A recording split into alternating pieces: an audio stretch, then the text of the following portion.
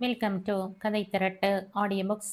இந்த வீடியோவில் நம்ம என்ன கதை கேட்க போகிறோம்னா மூட்டம் சிறுகதை. நம்ம சேனலை இது வரைக்கும் சப்ஸ்கிரைப் பண்ணாதவங்க சப்ஸ்கிரைப் பண்ணுங்க. பக்கத்தில் இருக்கிற பெல் ஐக்கானை கிளிக் பண்ணி ஆல்ங்கிற ஆப்ஷனை ப்ரெஸ் பண்ணுங்க. ஸோ தட் நான் போடுற கதைகளை உடனுக்குடனே நீங்கள் கேட்கலாம். வாங்க கதைக்குள்ளே போகலாம். பம்பாயில் கால் வைத்ததுமே பத்மாவுக்கு காந்திமதியின் நினைவுதான் மேலோங்கி நின்றது. இன்று அவள் தன் பால்ய தோழி கலா திருமண அழைப்புக்கு இணங்கி ஒரு மாத விடுமுறையில் வந்திருந்தாள். அவள் கலாவை கண்டதுமே தங்களுடன் இணைந்து பழகிய காந்திமதியின் நினைவு இருவருக்குமே வந்தது. காந்தி இங்கதான் இருக்கிறா தெரியுமா கலா என்று வினவினாள் பத்மா. ஆமா, வடாலாவில் சொந்த இடம் வாங்கி கொண்டிருக்கிறாள். கணவர் வயிற்று வலிக்காரர். அஸ்வாரஸ்யமாக இருந்தது கலாவின் பேச்சு. காந்திமதியின் கணவர் பத்மாவின் தூரத்து உறவினர்தாம். அவர் நல்ல ஆரோக்கியசாலி, பந்த ஆட்டங்களில் தேர்ச்சி பெற்றவர். வயிற்று வலி வருவானேன், கஞ்சன் என்று குறிப்பிடுகிறாளோ கலா? தாராளமான மனம் உள்ளவராகத்தான் இருந்தார் முன்பு என்றாள் பத்மா. வயிற்று வலி என்றுதான் சொன்னேன். புண் இருக்கிறது என்று நினைக்கிறேன். கல்யாணம் செய்து கொண்டும் நர்ஸ் வேலை விடவில்லை அவளை. கலா வரட்டு சிரிப்பு சிரித்தாள். கலா எப்பொழுதுமே ஒரு தினசு. கல்யாணத்தில் அவளுக்கு நம்பிக்கையே இல்லை. படித்து பட்டம் பெற்று பதவி வகித்துவிட்டு பிறகு எவளேனும் திருமண வாழ்க்கையை விரும்பினால் அவளிடம் கலாவின் ஏளனத்துக்கு அளவே இராது. காந்திமதி அவள் கேலிக்கு பாத்திரமானதில் வியப்பே இல்லை. தோழிகள் மூவரும் சென்னை ஜெனரல் ஆஸ்பத்திரியில் ஒன்றாக 5 ஆண்டுகள் வேலை செய்தார்கள். பத்மா மட்டும் அங்கேயே தொடர்ந்து இருந்து விட்டாள். கலா பம்பாயில் வேலை பார்த்து கொண்டு வந்தாள். காந்திமதி தனிப்பட்ட வகையில் சில டாக்டர்களின் அழைப்பின்படி சென்று பணியாற்றி வந்தாள். காந்திமதியின் கல்யாணம் மதுரையில் நடந்தது. ஏதோ அசந்தர்ப்பத்தினால் பத்மாவினால் போக முடியவில்லை.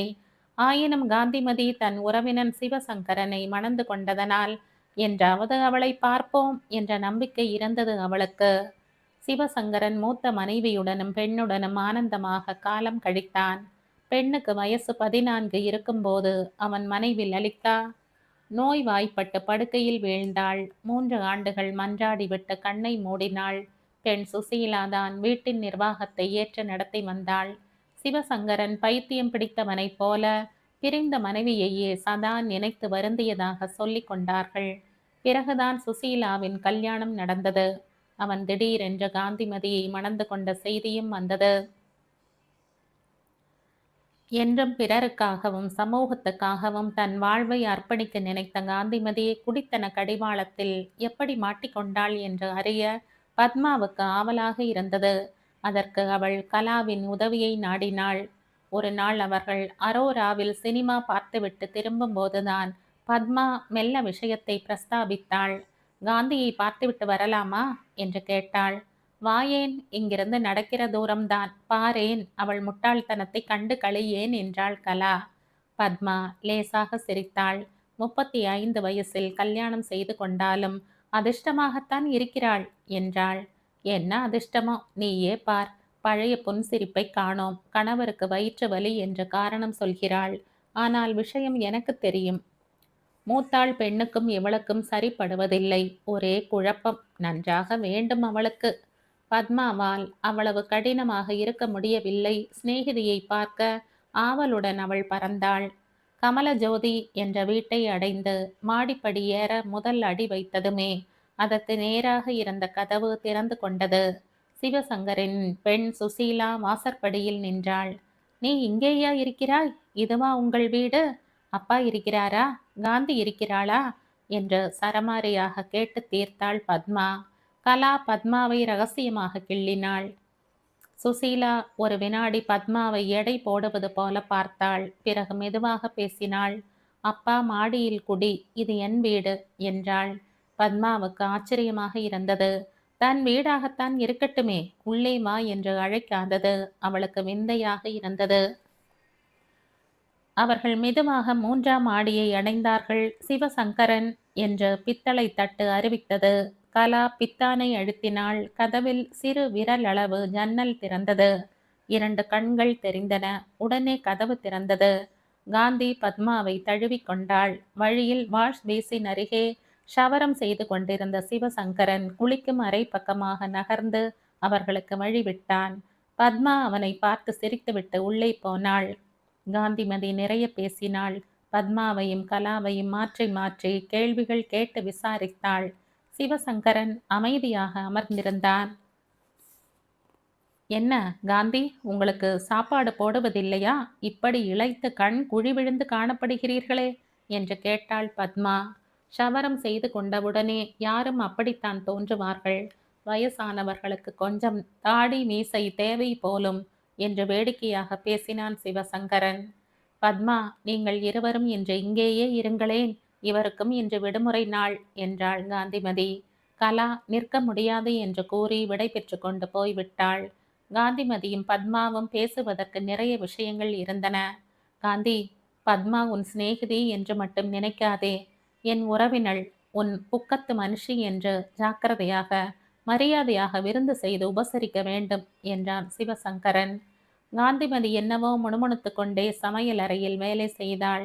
சிவசங்கரன் வெந்நீர் பையை வைத்து ஒத்தடம் கொடுத்து கொண்டு படுக்கை அறை சென்று படுத்து விட்டான். அவருக்கு உடம்பு சரியாக இல்லையா என்று பத்மா கேட்டாள். அவர் சாப்பாடு சாப்பிடுவதில்லை, சோடா மாவுதான் ஆகாரம், வயிற்றை வேக வைத்து கொண்டிருக்கிறார் என்று ஆத்திரமாக பதில் அளித்தாள் காந்திமதி. ஏன், அவர் ஆட்ட பந்தயங்களில் எல்லாம் பரிசு வாங்கினவராயிற்றே, அவருக்கா உடல் நலிவு என்று கேட்டாள் பத்மா. காந்திமதியின் கண்களில் நீர் நிரம்பிவிட்டது. என்னால் அவருக்கு கிடைத்த பரிசு இதுதான் என்றாள். ஏன், நீ என்ன செய்தாயாம்? அவரை மணந்து கொண்டேனே, அதற்கென்னவாம்? நல்ல அதிர்ஷ்டம் அடித்தது அவருக்கு. காந்திமதி பொங்கி வந்த துக்கத்தை அடக்கி கொண்டாள். பத்மா, உன்னை போல சிறு வயசிலேயே மணக்க வேண்டும், அல்லது கலாவை போல வைராகியமாக இருக்க வேண்டும். என்னை போன்றவர்களினால் யாருக்குமே இடைஞ்சல்தான். சிவசங்கரன் மிகவும் நல்லவராயிற்றே. அதுவும் தான் ஒரு இடைஞ்சல். ஏன் அப்படி சொல்கிறாய்? உங்களுக்குள்ளே என்ன மனஸ்தாபம்? எங்களுக்குள் ஒன்றும் இல்லை, எங்களை சுற்றி இருப்பதுதான். உன் பெண்ணுக்கும் உனக்கும்? தன் தாய் இருக்கும்போதே வீட்டை நிர்வகித்து வந்தவள் அவள். பிறக்கும் பிறகும் தானே நடத்தி வந்தாள். இப்பொழுது இந்த வீட்டில் நான் ஒருத்தி தலைவியாக வந்திருப்பது அவளுக்கு அசூயை. தன் தகப்பனாரின் அன்பை நான் பறித்து கொண்டதாக அவள் பொறுமுகிறாள். அவள்தான் ஒரு வீட்டுக்கு தலைவியாக இருக்கிறாளே. அவளை கட்டி கொடுத்துவிட்டு இவர் தனி வாழ்க்கை நடத்தி வந்தார். ஒரு நோயாளியுடன் 3 வருஷ காலம் பொறுமையாக போராடி இருக்கிறார். பெண்ணை வளர்த்து வகை செய்திருக்கிறார். இவருக்கு தனிமை பிடிக்கவில்லை. ஏதோ ஒரு ஆதரவை தேடியது இவர் மனம். எனக்கும் பாதுகாப்பும் துணையும் வேண்டும் போல தோன்றியது. என் மாமாவிடம் கேட்டு என்னை இவர் மணந்து கொண்டார். பெண்ணிடம் இவருக்குள்ள பிடிப்பு எனக்கு தெரியும். அவள் அதிகாரபூர்வமாக அப்பாவை கூட மிரட்டுவாள் என்பதும் எனக்கு தெரியும். நான் அவளிடம் அன்பாகத்தான் இருக்கிறேன். ஆனால் அவளுக்கு என்னை கண்டால் வெறுப்பும் பகைமையுமே தோன்றுகின்றன. கிடக்கிறாள். அதற்காக நீ உன் மனசையும் கெடுத்து கொண்டு அவரையும் கொன்று வருகிறாயா? எப்படி கிடக்க விடுகிறது? இவர் தாம் ஒன்றையும் பாராட்டவில்லை என்கிறார். ஆனாலும் பெண்ணின் போக்கு இவரை மிகவும் நோக செய்கிறது. அவளை கண்டிக்கவும் இவருக்கு துணிவில்லை. நான் மனம் வருந்த பார்க்கவும் தாங்கவில்லை. தவிக்கிறார். வயிற்று வலிதான் கண்ட லாபம். பாவம், மாப்பிள்ளைக்கு இங்கு வேலை என்று தெரிந்ததும் தாமும் இங்கு ஒரு கம்பெனியில் வேலை பார்த்து கொண்டு வந்து விட்டார். அவளுக்கும் ஒரு பிளாட் வாங்கி தந்திருக்கிறார். ஆனால் இவரால் எப்படியும் மகளை வசியப்படுத்த முடியவில்லை. தன் தகப்பனார் செய்த காரியத்துக்கு அவரை தலை இறங்க செய்ய வேண்டும் என்பது ஒன்றுதான் அவள் கொள்கை போலும். வாய்விட்டு சொல்லாமலே இறுக ரம்பம் கொண்டு அறுக்கிறாள். நீங்கள் இந்த ஊரை விட்டு போய்விடுங்களேன். இந்த வீட்டை விட்டு கூட இவர் போக மாட்டார். தூர நின்றாவது தம் பெண்ணை தினமும் ஒரு முறை பார்க்க வேண்டும் இவருக்கு. பாசம் சிவசங்கரனை இப்படியெல்லாம் பாடுபடுத்துவதை நினைத்தால் பத்மாவுக்கு மிகவும் கஷ்டமாக இருந்தது. பத்மா இருந்தபடியால் அவளை உபசரிக்கும் பணியில் இருவரும் சற்று மறந்து சிரித்து பேசினார்கள். பத்மாவுடனும் காந்திமதியுடனும் சிவசங்கரனும் அமர்ந்து சாப்பிட முயன்றான். அன்று மாலை சிவசங்கரன் தம்பதிகள் பத்மாவை கலாவின் இடத்தில் கொண்டு விட்டனர். அவர்கள் வீட்டில் நின்று புறப்பட்டு கீழே இறங்கி சென்ற போது சிவசங்கரன் நின்று, என் பெண் சுசீலாவை பார்த்திருக்கிறாயோ பத்மா என்று கேட்டான். காந்திமதி மடமடவென்று இறங்கி வெளியே நின்று கொண்டிருந்த ஒரு மராட்டிய பெண்மணியிடம் பேச போய்விட்டாள். சிவசங்கரனின் முகத்தை அண்ணாந்து பார்த்தாள் பத்மா. தன் மனைவி போனதை அவன் கவனிக்கவில்லை போலும். அவன் தன் பெண் வீட்டின் மணியை அழுத்தினான். சுசீலா உடனே கதவை திறந்தாள். அப்பா என்று அவள் அழைத்ததில் பழைய கனிவு இருக்கத்தான் செய்தது. ஆயினும் உடனே அவர்கள் தன் தகப்பனை தாண்டி பின்னால் யார் இருக்கிறார்கள் என்று துழாவியது. பத்மாவை கண்டதும் விருப்பு வெறுப்பு ஒன்றும் புலப்படாமல் மரப்பாச்சி போல நின்றாள். பத்மாவை உன் அம்மாவை பத்மாவை உன் அம்மாவுக்கு கூட தெரியும். எனக்கு அத்தை பெண் பம்பாய் பார்க்க வந்திருக்கிறாளாம் என்றான் சிவசங்கரன். அப்பா, மாடியில் குடி, இது என் வீடு. சுசீலா, நீ சின்னவளாக இருந்தபோது எப்பொழுது பார்த்தாலும் வயலின் வாசிப்பது போல விளையாடுவாயே என்று பத்மா வேடிக்கை தொனியில் ஆரம்பித்தாள். சின்ன போதில் எத்தனையோதான் கனவுகள், கூடவே இருக்கும் அப்பாவின் மனசு கூட அறிய தெரிவதில்லை என்றாள் சுசீலா அஸ்வாரஸ்யமாக. சுசீலாவின் மனம் குரோதத்தில் கருமையடைந்து துவேஷத்தில் தோய்ந்து கிடந்தது. எந்த விஷயத்தை எடுத்தாலும் தகப்பனார் மீது அம்பு பாயும் என்பதை உணர்ந்ததும் பத்மா பேசாமல் இருந்து விட்டாள். அவளுக்கு சிவசங்கரனை பார்க்கவும் சங்கடமாக இருந்தது. அந்த வீட்டின் சூழ்நிலையிலேயே கும் என்ற ஒரு இறுக்கம் தென்பட்டது. மூச்சு முட்டியது. வாருங்கள் போகலாம், கலா எனக்காக காத்திருப்பாள் என்று பத்மா துரிதப்படுத்திவிட்டு அந்த வெப்ப சூழ்நிலையில் இருந்து புறப்பட்டாள். வழி நெடுக பாரமான ஒரு மௌனம் நிலவியது. என் நன்மையை நாடி பெற்ற பெண்ணையும் கட்டின மனைவியையும் காட்டி கொடுத்து விட்டேன் என்று சிவசங்கரன் வாய்விட்டு சொன்னான். மனதில் இறுக்கிய பளுவை இந்த சொற்களினால் அவன் வெளிப்படுத்த பார்த்தான். உங்களுக்காவது பல வருஷங்கள் குடித்தனம் நடத்தி பழகின பிறகு கூடவே இருந்த துணைவி மறைந்த துக்கம், வளர்த்த பெண்ணை கட்டி கொடுத்து விட்டு காலியான வீட்டில் தனிமை தந்த வெறுமை உணர்ச்சி, ஆதரவு என்று அறிந்ததும் பற்றி கொள்ள நேர்ந்தது. எனக்கென்ன, தனியாகவே வாழ வேண்டும் என்று நானாக வகுத்து கொண்ட வாழ்வில் இருந்து பலவீனப்பட்டு விலகியதை யார்தான் மன்னிக்க முடியும்? இது காந்திமதியின் முறையீடு. இருவர் செய்ததும் நியாயமேதான். உங்கள் பெண்ணுக்குத்தான் காமாலை திருஷ்டி என்றாள் பத்மா. அதன் பிறகு அவர்களிடையே பேச்சே எழவில்லை. கலாவிடம் சற்று இருந்துவிட்டு சிவசங்கரன் தம்பதிகள் கிளம்பிவிட்டார்கள். பத்மாவுக்கு தன் பேச்சு சற்று அதிக பிரசங்கமாகிவிட்டதோ என்று கிலேசமாக இருந்தது. ஏனென்றால் காந்திமதியை பார்த்துவிட்டு வந்து 15 நாட்களாகியும் சிவசங்கரனோ காந்திமதியோ இவர்களுடன் பேசவோ கலக்கவோ முயலவில்லை. பெண்ணை பற்றி தான் சொன்னது சிவசங்கரனை புண்படுத்தியது போலும் என்று உணர்ந்த பத்மா சிவசங்கரனிடம் மன்னிப்பு கேட்க தயாராக இருந்தாள். சரிதாண்டி, அவர்களே உண்டாக்கி கொண்ட விஷ புகைக்குள் உன் மன்னிப்பு என்ன வெளிச்சம் போட்டு காட்டப் போகிறது? அந்த பெண்ணை திஸ்கரித்து கொஞ்ச நாள் விலகி இருந்தால் அவள் தானே வழிக்கு வருவாள். தன்னை மிஞ்சி உலகில் இல்லை என்று தன்னலத்தின் உச்சத்தில் இருக்கிறாள் அந்த பெண் சுசீலா. சதா பெண்ணையே நினைக்கிறாயே, என்ன ஏன் மணக்க வேண்டும் என்று காந்தி 2 முறை கணவனை மண்டையில் போட்டால் சரியாகிவிடும். அவள் என்னவென்றால் முக சாயையை கண்டு அஞ்சி குறுகி காலில் விழுந்து உடலை மாய்த்து கொள்கிறாள். வாழத் தெரியாதவர்கள் வாழ்க்கையில் புகக்கூடாது என்று கலா கண்டிப்பாக பேசினாள். ஐயோ கலாவே, நீ ஆபரேஷன் தியேட்டரில் வேலை பார்த்து பார்த்து கத்தியும் ரண சிகிச்சையும் உனக்கு தெரிகின்றன. மனசுக்கும் அதே கத்தியும் கோடாலியும் ஒளியும் தாமா? மனசை கட்டி அலைந்த எவனும் முன்னுக்கு வந்து பார்க்கவில்லை நான். கலா, உன் பெயரை மாற்றி இருக்க வேண்டும். கலையே மனசின் மாண்பிலே பிறப்பதாயிற்றே. கத்தரிக்கோள் உதவுவது போல கவிதை உதவாது பத்மா என்றாள் கலா. பத்மா தனக்குள் சிரித்து கொண்டாள். அவள் சிறு வயசிலேயே பெரியோர் தேர்ந்தெடுத்த வரனை கைப்பிடித்து குடும்பத்தில் அடிபட்டு பற்றாக்குறையை சமாளித்து பிறகு படித்து பதவியேற்று குடும்பம் நடத்த பழகியவள். நெருக்கடிகள் வரும்போது மனிதர்களின் மனதை ஒட்டி குணமும் குணத்தை ஒட்டி பேச்சும் எப்படியெல்லாம் மாறும் என்ற பேதங்களை அறிந்தவள். கலாவின் வெட்டு பேச்சு அவளுக்கு ஒருவித சிரிப்பைத்தான் தந்தது. ஆயினும் அவளை மீறி காந்திமதியின் வீட்டுக்கு போகவும் பத்மா அஞ்சினாள். தீபாவளி 2 நாள் இருந்தது. பத்மாவும் கலாவும் புடவைகள் வாங்க மாதுங்காவுக்கு போனார்கள். எல்லா சாமான்களும் வாங்கின பிறகு கிங் சர்க்கிளில் ஒரு தென்னிந்திய ஹோட்டலுக்குள் புகுந்து காஃபி பலகாரம் சாப்பிட்டு கொண்டிருந்தனர். வெளியே ஏதோ கலவரம் கேட்கவும் அவர்கள் மெதுவாக எழுந்து வந்தனர். யாரோ ஸ்கூட்டரில் வரும்போது எதிரே வந்த கார் மோதிவிட்டதாகவும் அடிபட்டவரை அந்த காரிலேயே கொண்டு போனதாகவும் தகவல் தெரிந்தது. வேற வேலை கிடையாது என்று முணுமுணுத்தாள் கலா. பத்மா திரும்ப இருந்தவள் சட்டென்று திகைப்புடன் நின்றாள்.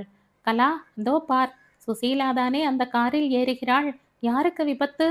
அடடா, அவள் கணவனுக்கு ஸ்கூட்டர் இருக்கிறது. என்ன கர்மம் இது? கலாவும் கலங்கிவிட்டாள். பத்மாவும் கலாவும் ஒரு டாக்ஸி பிடித்து கொண்டு காந்திமதியின் வீட்டுக்கு விரைந்தனர். அவர்கள் எதிர்பார்த்தபடியே காந்திமதியின் மாப்பிள்ளைதான் ஸ்கூட்டரில் இருந்து விழுந்தவன். தூர தூக்கி எறியப்பட்டதனால் உடம்பெல்லாம் பலத்த காயம், மயங்கி கிடந்தான். பின்னால் உட்கார்ந்திருந்த சுசீலாவுக்கு ஆச்சரியமாக ஒன்றுமே நேரவில்லை. விபத்து என்பதினால் போலீஸ்காரர்கள் ஸ்கூட்டரை காத்தனர். வைத்தியர்களும் போலீஸ்காரர்களும் வீட்டை கவனித்து ஒத்தாசை புரிந்தனர். சிவசங்கரன் நடுங்கி நின்றான். சுசீலா விசித்து விசித்து அழுதாள். சுசீலாவிடம் வாக்குமூலம் வாங்கி கொண்டு போலீஸ் போன பிறகு ஒரு வாராக வீடு காலியாகியது. மாப்பிள்ளை அருகில் அணைவாக அமர்ந்திருந்தான் சிவசங்கரன். அவனை தனியாக வெளியே அழைத்து பேசினார் டாக்டர். தேர்ச்சி பெற்ற நல்ல நர்ஸ் தேவை, இல்லையேல் சமாளிக்க முடியாது என்றார். இதை கேட்டுக்கொண்டே வந்த காந்திமதி, நானே நர்ஸ் தான் டாக்டர் என்று தன்னை அறிமுகப்படுத்தி கொண்டு தன் அனுபவத்தை விவரித்த பிறகு டாக்டர் அவளிடம் தனிமையில் விரிவாக பேசி ஆவன சொல்லிவிட்டு சென்றார். இதை ஒன்றுமே அறியாமல் சுசீலா கணவன் தலைமாட்டில் கவலையே உருவாக சமைந்திருந்தாள். காந்திமதி சமையல் அறையை கவனிக்கப் போய்விட்டாள். பத்மா அவளுடன் உள்ளே சென்றாள். கலா நோயாளியை கவனித்தாள். காந்திமதி இதுவரை ஒரு பேச்சும் பேசவில்லை. இருப்பவர்களுக்கு சாப்பாடு தயாரிப்பதில் முனைந்திருந்தாள். சிவசங்கரனை யாரோ அழைக்கவும் அவனும் போய்விட்டான். அந்த சமயம்தான் சுசீலா உள்ளே வந்தாள். அடுத்த அறையில் இருக்கும் தன் கணவன் காதுபடாமல் இருக்கவோ என்னவோ குரலை தாழ்த்தி கொண்டு தன் சிற்றன்னையை நாடி, நீ வெளியே போய்விடு, என் வீட்டு கலவரத்தை பார்த்து நீ கழிக்க வேண்டாம் என்று பற்களை கடித்து கொண்டே கூறினாள். நீதான் வெளியே போ என்று சாவதானமாக திரும்பி கூட பாராமல் பதில் அளித்தாள் காந்திமதி. பத்மாவுக்கு மிகவும் சங்கடமாகிவிட்டது. காந்திமதியும் சுசீலாவும் ஓர் இடத்தில் நெருங்கினாலேயே நெடியும் புழுக்கமும் உடனே பரவி விடுவது போல அவளுக்கு தோன்றியது. சுசீலாவின் கருணையற்ற பேச்சு அவளை திகைக்க செய்தது. காந்திமதியின் பதில் அதற்கு மேல் அவளுக்கு வியப்பை அளித்தது. உன் துடைக்கால் என் பிறந்தகத்தை பாழடித்து விட்டது. நான் சின்னஞ்சிறு பெண்ணாக சமைத்து போட்டபோது அப்பா ஆரோக்கியமாக இருந்தார். நீ வந்து அவருக்கு வயிற்று வலியை உண்டாக்கி அவரை உருக்குலைய வைத்து விட்டாய். இனி என் வீட்டிலும் உன் காலடி விசேஷம் தேவையில்லை என்று நோக நோக பேசினாள் சுசீலா. தயவு செய்து வாயை மூடுகிறாயா? மாப்பிள்ளைக்கு மூளையில் அடிபட்டிருக்கிறதோ என்று டாக்டர் பயப்படுகிறார். அதனால் என்ன விபரீதம் வேண்டுமானாலும் நேரலாம். இன்னும் 48 மணி நேரம் அவர் அமைதியாக இருக்க வேண்டும். அதற்கு பிறகுதான் ஏதும் சொல்ல முடியும். உன் திருவாயை மூடிக்கொண்டு பேசாமல் இரு. என்ன சொன்னாய்? சொல்வதென்ன? உனக்கு அன்பும் அமைதியும் பிறப்பிலேயே இல்லை. பொன்னான தகப்பனாரை உன் பொறுமை உணர்ச்சிக்கு பலி தருகிறாய். அது உன் மூடத்தனமா, அவர் அறிவின்மையா என்று நிர்ணயிக்க முடியவில்லை. உன்னிடம் நான் அன்பை சொரிந்தாலும் உனக்கு புரியவில்லை. அன்பு, ஊரை கொள்ளையடிக்கிற கூட்டத்தை சேர்ந்த உனக்கு அன்பை பற்றி என்ன தெரியும்? பத்மா தர்ம சங்கடமாக இந்த சண்டையை பார்த்து கொண்டிருந்தாள். வெடிமருந்து கடையில் இருப்பது போன்ற உணர்ச்சியுடன் அவள் உடல் நடுங்கியது. எந்த நிமிஷம் எது வெடிக்குமோ என்று பயந்தாள் அவள். காந்திமதி மட்டும் மட்டி போல எலுமிச்சம்பழத்தை பிழிந்தாள். வெந்நீரை காய்ச்சி பிளாஸ்கில் ஊற்றினாள். சுசீலாவின் முகம் தக்காளி போல சிவந்து விட்டது. அவள் நெற்றி பொட்டில் நரம்பு புடைத்து நின்றது. எப்படியாவது சமாதானம் செய்ய வேண்டும் என்று பத்மா எண்ணினாள். சுசீலா, என்ன மனஸ்தாபம் இருந்தாலும் இதுவா சமயம் அதை பாராட்ட? பேசாமல் இரம்மா என்றாள். உங்களை யார் கேட்டார்கள்? நீங்கள் எல்லாம் வந்துதான் அவளுக்கு உடல் தளிர்த்து விட்டது. சுசீலா, காந்திமதியின் குரல் வெகு கண்டிப்பாக இருந்தது. என்னை எப்படி வேண்டுமானாலும் சொல். என் நண்பர்களிடம் நீ மரியாதையாக நடக்க வேண்டும். மேலும் பத்மா உன் அப்பாவுக்கு உறவு, உன் அம்மாவுக்கும் வேண்டியவள். ச, என்ன பெண் நீ! ஒருவித நளினமும் உன் உடம்பில் இல்லை. காந்திமதிக்கு இன்று என்ன பிடித்து விட்டது? பெண்ணுடன் பேசக்கூட பயப்படுவதாக சொன்னவள், எந்த பேச்சு கணவரை கஷ்டப்படுத்துமோ என்று அஞ்சியவள் இன்று சுசீலாவை கண்டித்து பேசுகிறாள். அதுவும் அந்த பெண் தன் கணவனின் நிலையை குறித்து கவலையோடு இருக்கும் நேரத்தில். பத்மா மிகவும் குழம்பினாள். பேச்சென்ன? சுசீலா சளைப்பதாக காணோம். நீ வெளியேறிவிடு. உன் கைப்பட்ட சாமானை யாரும் இங்கே சாப்பிடப் போவதில்லை. விஷமாக கொன்று விடுமே. நீதான் வெளியே போ என்றாள் காந்திமதி இரண்டாம் முறையாக. இது என் வீடு, என் கணவர். அவர் இப்பொழுது யார் கணவரும் அல்ல. அவர் நோயாளி. அன்பில்தான் நீ என்னோடு ஒன்ற மாட்டேன் என்கிறாய். துக்கத்திலாவது நெருங்குவாயோ என்று எதிர்பார்த்தேன். அப்பொழுதும் கல்லாக இருக்கிறது உன் மனம். காந்தி! சிவசங்கரனின் குரல் கடுமையாக கேட்டது. என்ன என்று நிதானமாக கேட்டாள் காந்திமதி. அப்பா என்று அலறிய வண்ணம் தன் தகப்பனாரை தழுவிக்கொண்டு கேவினாள் சுசீலா. நான் கடைசி முறையாக சொல்லிவிட்டேன். இங்கே நோயாளி இருக்கிறார். அவருடைய நிலை உங்களுக்கு தெரியவில்லை. இங்கு இருப்பதனால் அமைதியாக இருக்க வேண்டும். அமர்க்களப்படுத்துவதனால் மாடிக்கு போய்விடுங்கள். உங்களுக்கும் அதே பேச்சுதான் என்று காந்திமதி தன் கணவனை பார்த்து பேசினாள். நீ யார் என் கணவரை தொட்டு செய்ய என்ற விக்கலின் நடுவில் கேட்டாள் சுசீலா. சுசீலா, நீ மறுபடியும் பேசினால் உன்னை அறைந்து விடுவேன். யாரிடம் பேசுகிறோம் என்கிற நினைப்பில்லையோ? நீ செய்ய வேண்டியதில்லை. உன் கணவர் பிறகு பிழைக்க மாட்டார். இதுபோல் கேஸ் நான் பார்த்து பழக்கப்பட்டிருக்கிறேன். சபிக்கிறாளே அப்பா, பார்த்து கொண்டு நிற்கிறீர்களே. உண்மை பேசினால் சாபமா? உனக்கென்ன அவ்வளவு அக்கறை? என் கடமை இது. என் கணவரின் கவலை என் கவலை. என் தொழிலில் எடுத்துக்கொண்ட பிரதிஜ்ஞனை இது. உயிரை காப்பாற்ற வாய்ப்பு கிடைத்தால் அதை விட்டு போக என்னால் முடியாது. வெகு திண்ணமாக பேசினாள் காந்திமதி. சிவசங்கரனுக்கு வயிறு வலிக்க ஆரம்பித்து விட்டது போலும். மருமகன் அருகில் சாய்வு நாற்காலியில் போய் அவன் சுருண்டு படுத்து விட்டான். காந்திமதி அதை கவனித்ததாகவே தெரியவில்லை. ஆனால் அவள் உடனே கேஸ் அடுப்பை பற்ற வைத்து வெந்நீர் காய்ச்சி ரப்பர் பையில் போட்டு அவளிடம் நீட்டினாள். அவனிடம் நீட்டினாள். அவன் அதை பெற்று கொண்டானே தவிர மனைவியின் முகத்தை பார்க்கவும் இல்லை, ஏதும் பேசவும் இல்லை. சுசீலாவும் சமையல் அறையில் ஒரு பக்கமாக சுவரை பார்த்து படுத்து விட்டாள். பயங்கரமான கனமான நிசப்தம் நிலவியது அங்கு. காந்திமதி சமையல் அறையில் ஒழுங்கு செய்துவிட்டு நோயாளியின் அருகில் போய் அமர்ந்தாள். வீட்டில் யாருக்குமே உணவை பற்றி நினைவிருக்கவில்லை போலும்.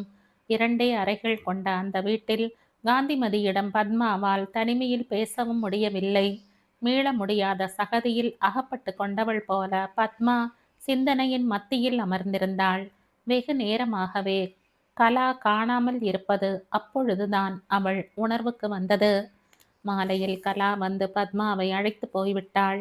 அப்போது இருந்த கோழைத்தனத்தில் பத்மாவுக்கும் அந்த இடத்தை விட்டு விலகினால் போதும் என்று இருந்தபடியால் அவள் தோழியுடன் உடனே கிளம்பிவிட்டாள். தீபாவளி கழித்து ஒரு நாள் அவர்கள் வடாலா பக்கம் போக நேர்ந்தது. பத்மா வாய்விட்டு கேளாமலே காந்திமதியின் வீட்டுக்கு போகும் பாதையை திரும்பி திரும்பி பார்த்த வண்ணம் நடந்தாள். சரி சரி, திரும்பி திரும்பி பார்க்க வேண்டாம். காந்தியை பார்க்க போகலாம் வா. உன் தலை விதி. ஏதாவது சிக்கலில் தலை கொடுக்க வேண்டும் என்றிருந்தால் யார்தான் என்ன செய்ய முடியும் என்றாள் கலா சிரித்து கொண்டே. நான் எங்கே பார்த்தேனாம்? வெல்ஃபேர் பள்ளிக்கூடத்து பிள்ளைகளை பார்த்தேன் என்றாள் பத்மா சம்பந்தமில்லாமல். நீ ஒரு கட்டிடத்தையும் பார்க்க வேண்டாம். உன்னை காந்தியின் வீட்டு வாசலில் கொண்டு விடுகிறேன். 1 மணி நேரம் கழித்து வந்து அழைப்பேன். வந்துவிடு. அவர்கள் வீட்டுக்குள் வர எனக்கு பிடிக்கவில்லை. வந்தால் தலா 4 அடி அடித்து வைத்து விடுவேன் நான். பத்மா சிரித்தாள். அவளை காந்திமதியின் வீட்டு வாசலில் விட்டு கலா போய்விட்டாள். திக் திக் என்று அடித்து கொள்ளும் மனதுடன் பத்மா சுசீலாவின் வீட்டு மணியை அழுத்தினாள். கதவு திறந்தது. ஆனால் அங்கே கண்ட காட்சிக்கு பத்மா தயாராகவே இல்லை. சிவசங்கரன் கையில் பத்திரிகையுடன் கதவை பிடித்து கொண்டு நின்றான். அவர்கள் பேசிக்கொண்டிருந்ததன் தொடர்பாக அவன் முகத்திலும் மருமகன் முகத்திலும் சிரிப்பு பரவி நின்றது. மருமகனின் வலக்கை வெள்ளை காரை கட்டுடன் காணப்பட்டது. காந்திமதியோ? அவள் சுசீலாவின் தலையில் பூ சூட்டி கொண்டிருந்தாள். பத்மா நிலை தடுமாறிவிட்டாள் என்றே சொல்ல வேண்டும். மெதுவாக சமாளித்து கொண்டு அவள் ஒரு மோடாவில் அமர்ந்து கொண்டாள். கை எலும்பு முறிந்து விட்டதா? அந்த மட்டோடு விட்டதே. நாங்கள் எல்லோரும் மிகவும் பயந்து விட்டோம் என்றாள் என்ன பேசுவதென்றே தெரியாத குழப்பத்தில். சுசீலாவின் கணவன் பல் தெரிய சிரித்தான். பிறகு அரும்பொருளை தொட்டு பார்ப்பது போல தன் கை கட்டை தடவி கொடுத்தான். என் மாமியார் எனக்கு தந்த தீபாவளி பரிசு என்றான் அவன். அது ஒரு வேடிக்கையாக பத்மாவுக்கு தோன்றவில்லை. அவள் உடனே காந்திமதியை நோக்கினாள். சிநேகிதியும் அதே போல சிரித்து பதில் அளித்ததுதான் பத்மாவுக்கு உயிர் வந்தது. மாமியார் பரிசு அத்தோடு நின்றதே, உடல் முழுவதும் போட்டு விடாமல் என்றாள் காந்திமதி. சுசீலா இதற்குள் அடுத்த அறையில் இருந்து காஃபியும் பலகாரமும் கொண்டு வந்து தந்தாள். எந்த மந்திர ஜாலம் நடந்தது என்று அறிய ஆவலாக இருந்தும் நேரிடையாக ஒன்றும் கேட்க முடியாமல் பத்மா பேசாமல் இருந்தாள். சுசி, மாடியில போய் நம் தீபாவளி புடவைகளை கொண்டு வாயேன் என்றாள் காந்திமதி. அங்கேயே வாருங்களேன் மாமி என்று அழைத்தாள் சுசீலா. வியப்பு மேலிட பத்மா சுசீலாவுடன் கனவில் நடப்பவள் போல கிளம்பினாள். காந்திமதியின் வீட்டை திறந்து பீரோவில் இருந்து புடவைகளை எடுத்து காட்டினாள் சுசீலா. அவளை பேச விடாமல் ஏதோ தடுத்தது. மாமி, அன்றைக்கு என்னை பார்த்தீர்கள். அந்த உருவத்தோடையே நீங்கள் போய்விடப் போகிறீர்களே என்று நான் பயந்தேன். இன்று நீங்கள் வேறு சுசீலாவை காண்கிறீர்கள் அல்லவா? வேறு சுசீலா மட்டுமல்ல, வேறு சிவசங்கரன், வேறு காந்தி, எல்லாமே வேறுதான். முன்பெல்லாம் என் கணவர் சித்தியிடம் மிகவும் அவமரியாதையாக நடப்பார். அதற்கு நான் தான் காரணம். அவள் எங்கள் வீட்டை தாண்டி போனால் கூட கதவை பட்டென்று சாத்துவார். இப்பொழுது அவர் மாமியார் இட்டது சட்டம் என்கிறார். கேட்பார் பேச்சை கேட்டு கெட்டுவிட்டேன் மாமி. டாக்டர் சொன்ன பிறகுதான் சித்தியின் தியாகமும் புத்தி சாதுரியமும் உறுதியும் புரிந்தன. அவள் அவ்வளவு கண்டிப்பாக ஏற்றுக்கொண்டு உடனே கண் விழித்து சிகிச்சை செய்திராவிட்டால் இன்று நான். துக்கம் அவள் தொண்டையை அடைத்தது. காந்தி மிகவும் நல்ல பெண்ணம்மா, சாது. அவள் அன்று பேசியது எனக்கே ஆச்சரியமாக இருந்தது. ஆனால் நீங்கள் பிறர் பேச்சை கேட்டு கெடுவதற்கு இங்கு யார் இருக்கிறார்கள் உங்களை கலைக்க? அதுவும் இந்த ஊரில். இந்த பில்டிங் போதுமே, நம் ஊர்க்காரர்களே சேர்ந்து கட்டினது. பழைய குக் கிராமத்தையே கொண்டு வந்து விட்டார் போல் தான். ஆனால் அவர்களை சொல்வானேன்? என் புத்தி எங்கே போயிற்று? சுசீலாவின் பேச்சில் கசப்பு தோன்றியது. அதுதான் இப்போது சரியாகிவிட்டதே. சித்திக்கு என்ன கைமாறு செய்ய முடியும் என்னால்? கைமாறு பொருளால் தேவையில்லை, செயலால் காட்டினால் போதும். அன்புக்கு ஒரு பாஷை வேண்டுமா? பிரகடனம் தேவையா? காந்திமதி மாடிக்கு வந்தாள். சுசீலா, மாப்பிள்ளை உன்னை கூப்பிடுகிறார். நான் வீட்டை பூட்டிக் கொண்டு வருகிறேன், நீ போ என்று மகளை அனுப்பினாள். உன் பெண் உனக்கு பரிசு தர ஆசைப்படுகிறாளாம் என்றாள் பத்மா விளையாட்டாக. என்னிடம் நம்பிக்கை வைத்தாளே, அதைவிட எனக்கு பரிசு தேவையில்லை என்றாள் காந்தி தன் கையில் இருந்த வெந்நீர் பையை ஆணியில் மாட்டியபடி. சுசீலா ஒரு கணம் நின்றாள். அவள் கண்களில் நன்றி பெருகியது. பிறகு அவள் ஓடி மறைந்தாள். காந்தி, எப்படி சாதித்தாய் என்ற ஆவல் மிக கேட்டாள் பத்மா. அன்று ஒரே மூட்டமாக இருந்ததல்லவா? புழுக்கம் இருக்கும் இடத்தில் ஓர் உருமல் மின்னல் இருப்பது சகஜம்தானே. உடனே மழை, பிறகு அமைதிதான், குளுமைதான் என்றாள் காந்திமதி நிதானமாக. என்ன நடந்தது? எப்பொழுது நடந்தது? அதெல்லாம் விவரிப்பானேன் பத்மா. ஒவ்வொரு குடும்பத்திலும் ஏதோ ஒரு மூட்டம், ஒரு விடிவு நேர்ந்து கொண்டேதான் இருக்கும். சமாளித்து கொண்டே வருகிறோம், அவ்வளவுதானே என்று காந்திமதி விஷயத்துக்கு முடிவு கூறிவிட்டாள். அவர்கள் இருவரும் கீழே இறங்கி வந்தபோது கலா சிவசங்கரனுடன் பேசிக் கொண்டிருந்தது கேட்டது. மங்கள ஸ்நானத்துடன் உங்களுக்கு ஞான ஸ்நானமும் ஏற்பட்டு விட்டது என்றாள் கலா தன் சுபாவ முரட்டுத்தனத்துடன். பத்மா கவலையுடன் மற்றவர்களின் முகத்தை பார்த்தாள்.